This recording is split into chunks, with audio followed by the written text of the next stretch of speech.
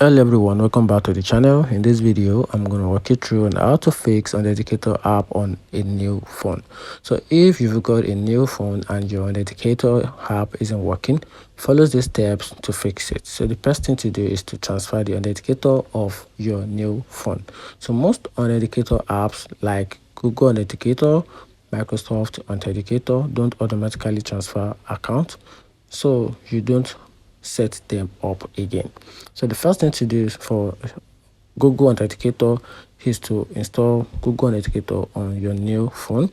Then open the old phone's Google account. If accessible, then tap on menu and click on the three dot icon. Then click on transfer account. Then click on export account. Then after that, you can also scan the QR code on your new phone to import data, and that's how you can simply fix authenticator app on a new phone not working. Find the video up phone, turn on the notification button and follow for more.